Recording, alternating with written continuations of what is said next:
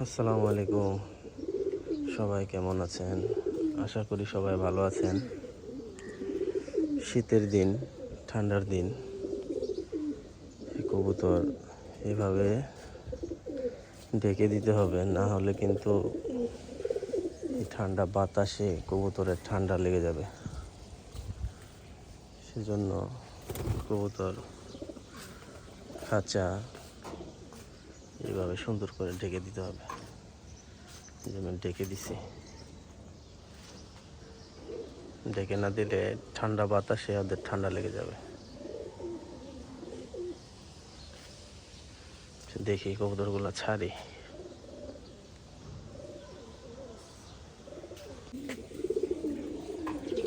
যে কবুতরগুলো ছাড়ছি, মাশাআল্লাহ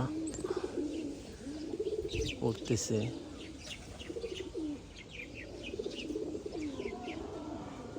এই বাচ্চা দুইটা দৌড়াদৌড়ি করতেছে। এই যে, আর এই যে বড়গুলা।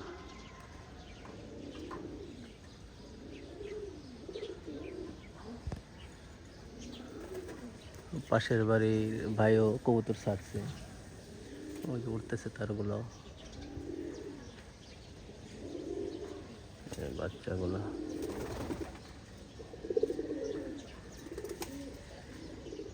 এই যে হাইট নিয়ে নিছে, উঠতেছে।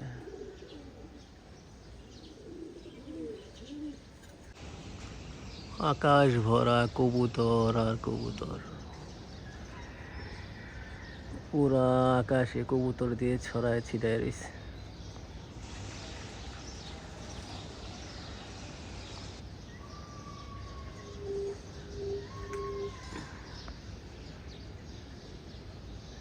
ও যে উপরে কতগুলা উঠা রয়েছে, আমারও আছে কতগুলো, পাশের বাড়ির ভাইয়েরও আছে কতগুলো, একসাথে উঠতেছে। আকাশে তাকাইলে শুধু কবুতর আর কবুতর দেখা যাইতেছে। কবুতরগুলো খুব মজে উঠতেছে, কিন্তু ডানা মেলে হাওয়ায় ভাসতেছে। ওদের যখন উড়তে মন চায়, ওরা দুল ডানা মেলে খুব সুন্দর করে উড়ে।